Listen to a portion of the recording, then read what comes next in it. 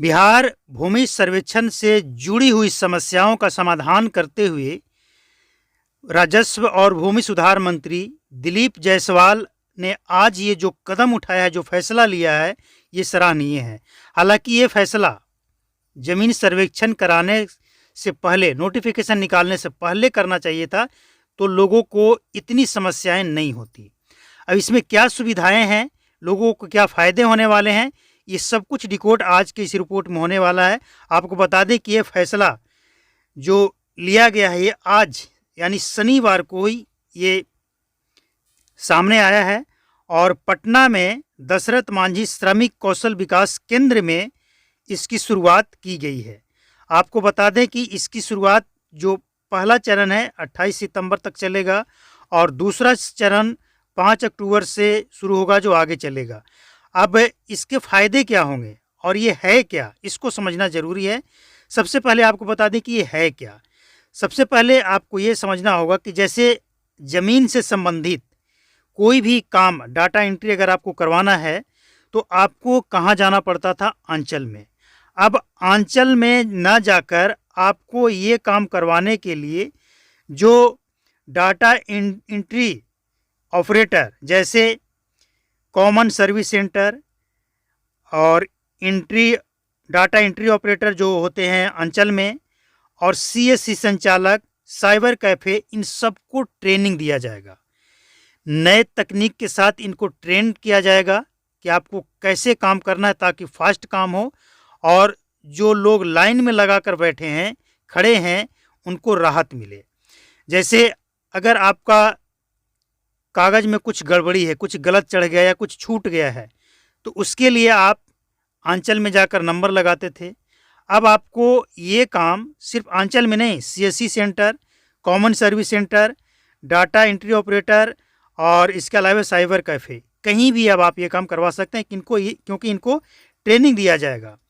और एक और बड़ा फैसला ये लिया गया है कि मान लिया जाए आपके पास केवाला है, खतियान है, और उसमें ज़मीन 4 बीघा है और आपके पास जो रसीद है उसमें भी 4 बीघा ज़मीन शो कर रहा है, लेकिन ऑनलाइन जो चढ़ा हुआ है उसमें कन्फ्यूजन है, या तो छूट गया है या तो फिर गलत चढ़ा है। तो कहा यह जा रहा था कि पहले आप इसको सुधरवाइए, इसके बाद आपका दस्तावेज जमा होगा, लेकिन इससे भी निजात मिल चुकी है। अब आपको सुधरवाने के लिए समय है, उसको आप करवाते रहिए, लेकिन आपके पास जो रसीद है, चाहे वो नया हो, करंट हो या पुराना हो, और आपके पास जो केवाला है या खतियान है, दोनों में ज़मीन अगर सेम है तो उसको आप प्रपत्र 2 और 3 भर कर जमा करा सकते हैं। और आपको बता दें कि लगभग 36 लाख ज़मीन मालिकों ने ये दस्तावेज अब तक जमा करा दिया है, 36 लाख। और जब तक आप ये खबर देख रहे होंगे तब तक हो सकता है 1 आध लाख और बढ़ जाए।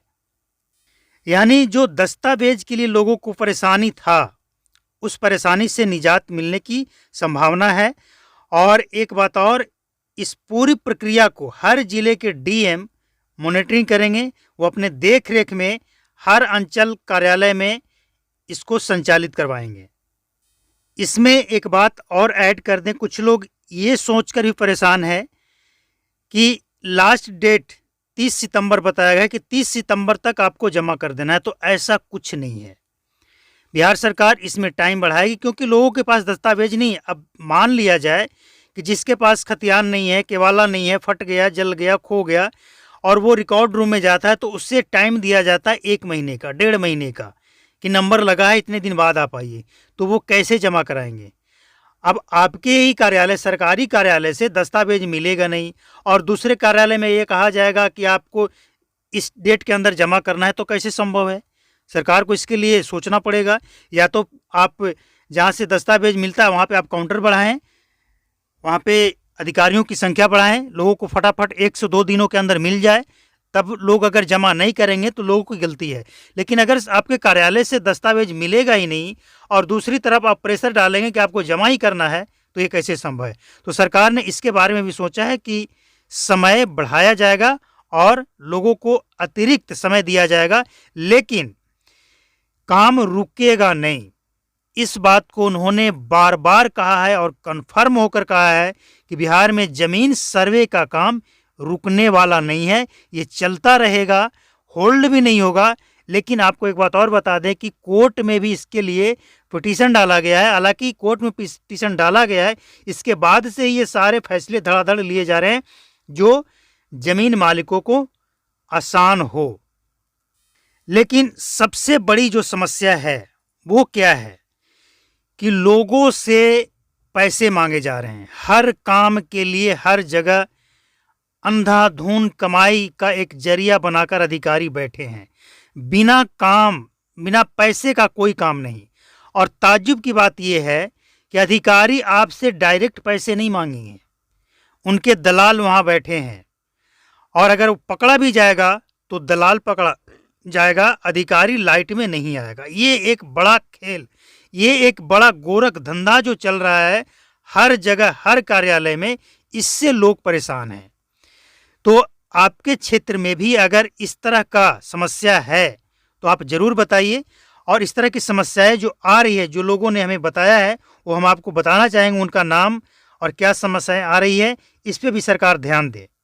देखिए, एक वीरेंद्र कुमार सिंह जी हैं, कहाँ से इन्होंने अपना नाम नहीं जगह नहीं लिखा है, लेकिन ये कह रहे हैं कि बिहार में ज़मीन सर्वे के काम में विलेन राजस्व कर्मचारी है, कितना भी सुधार कर ले नहीं सुधरेगा, बिना चढ़ावा के एक भी काम नहीं करता है। एक हैं पंकज सिंह जो कह रहे हैं कि सर्वे में लूट मची है, अधिकारी बात बात पर घूस मांग रहा है, घूस नहीं देने पर अपमानित कर बहाना करके और भगा दिया जा रहा है। रिकॉर्ड में भारी गलतियां की गई है, रिकॉर्ड अनुपलब्ध है, अधिकारी सुन नहीं रहे हैं। एक है नरेंद्र जी जो कह रहे हैं कि सर्वे के काम में जितना काम नहीं हुआ, इससे ज़्यादा हल्ला हो गया। माफिया, घूसखोर, इन सबको बर्खास्त करना चाहिए जो घूसखोर हैं, जबकि सभी राज्यों में ऑनलाइन रसीद हो गया है, बिहार बदनाम है, ऐसा इनका कहना है। एक और हैं मुकेश कुमार, जिनका कहना है, मुकेश कुमार सिंह जी, इनका कहना है कि सर्वे में अमीन के दोबारा बहुत भारी बेईमानी हुआ है। यानी ये कहना, शायद ये कहना ये चाहते हैं कि अमीन भर्ती में बेईमानी हुआ है, इसकी जांच होनी चाहिए। एक रंजन सिंह है जो कह रहे हैं कि सर्वे हर हाल में होना चाहिए। और एक हैं एमडी अंसार,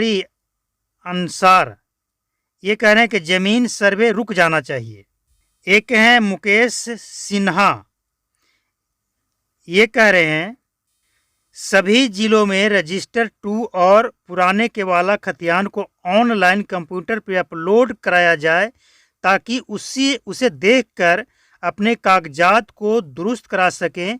सर्वे से जुड़े हुए सभी कर्मचारियों को अपडेट करने के सहयोग में सरकार काम दे ताकि सर्वे के समय आसान हो जाए और अनुभव भी होगा, काम में पारदर्शिता भी आएगी, भ्रष्टाचार कम होगा। एक हैं जयराम कुमार शर्मा, ये कह रहे हैं सारे कर्मचारी घूसखोर हैं, सर्वे सही तरीके से होना बड़ा मुश्किल लग रहा है। बिहार में एक साथ इतने पुल ध्वस्त हो गया और कोई कार्रवाई नहीं हुई, क्यों? उस पर नीचे से ऊपर तक सभी शामिल हैं।